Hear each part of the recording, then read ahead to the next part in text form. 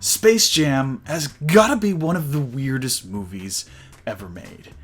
It's a film about a basketball star that also features the Looney Tunes, while focusing on that basketball star's baseball career and ultimately being a spin-off of a Looney Tunes tie-in to a Nike commercial. That's a lot to take in.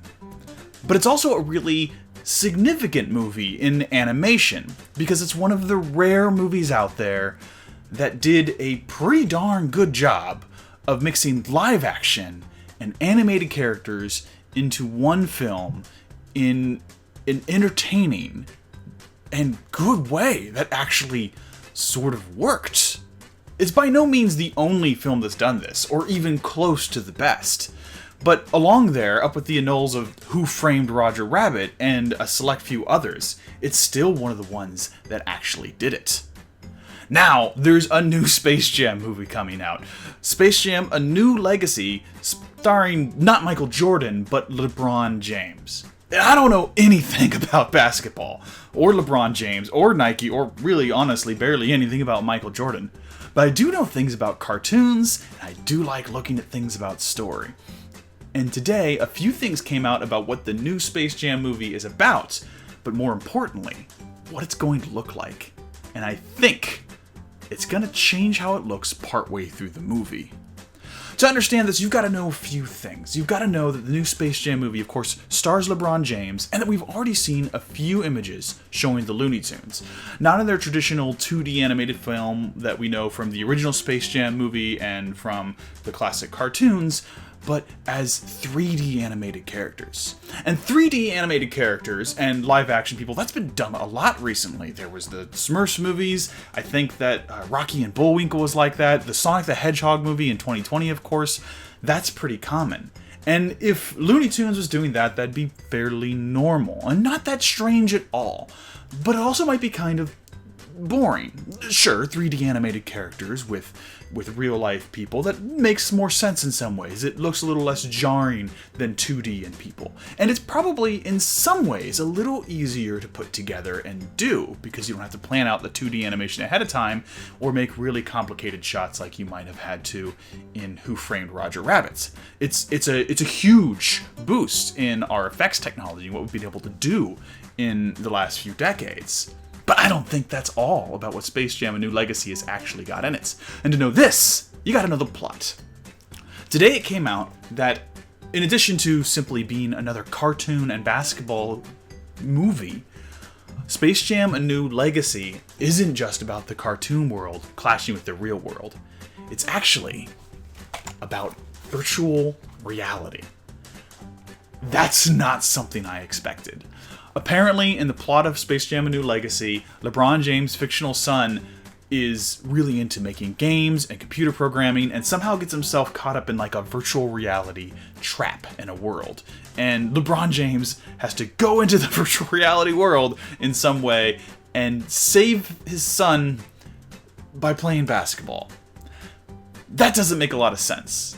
Neither did the original Space Jam movie. But somehow, along with this whole plot, the Looney Tunes get involved.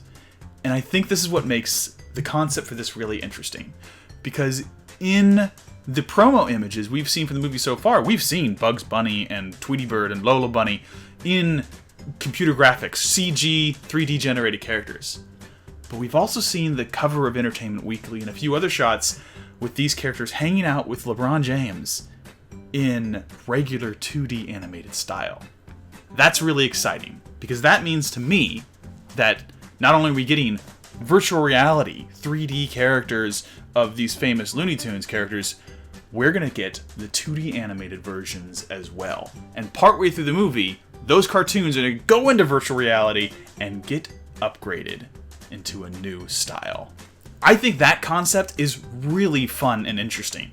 If Space Jam: A New Legacy starts in 2D animated style, they get to have a cool reference that's nostalgic for fans of the original Space Jam and fans of classic 2D animation. At the same time, if they have a joke in there where Bugs Bunny and friends get to upgrade to a modern style, they get to have a 3D animated in-person movie that we already know that studios really like and plays well with general audiences. On top of that, I think it creates a really interesting story reason to switch between styles and satisfy both of those kinds of audiences. Is this what's happening in Space Jam? I have no idea, but looking at the new images that came out, that's absolutely what I'm thinking. And it's something I'd really like to happen. It's a creative idea that uses virtual reality and technology as an excuse to have a neat joke and to transition between two different styles, ultimately satisfying two different kinds of audiences. So people that are seeing the trailers now and might be disappointed that it's 3D, I like the idea that there's this potential that it might not all be 3D. And I think going from that transition of showing two-dimensional characters, upgrading or changing to a 3D modern style, not only is very much in line with the kind of silly comedy that Looney Tunes can get away with, but also something that'll be really satisfying, so those kinds of people that want to see another Roger Rabbit style 2D animated movie won't be disappointed by the fact that they're suddenly 3D for no reason. Not that there's a lot of canon when it comes to live action Looney Tunes animated movies. I think there's been the Space Jam, Looney Tunes Back in Action, and now just this one. So it's a trilogy that is barely connected in any way because the middle one's Brendan Fraser. But I like the idea. I'm not a huge Space Jam guy. I do like the Looney Tunes. I don't know anything about basketball. But I saw those images today, and as soon as I got off work, I just wanted to create a quick video about it and talk about what a neat idea I thought that was. Hopefully that movie is good when it comes out. The first movie, I don't know if I'd call the first Space Jam a good movie. It's a mess of a movie. It's really weird. But dang, it sure is entertaining. And it's funny, and I always like seeing beloved animated characters interacting with people in the real world. I always love that idea of the way they can interact.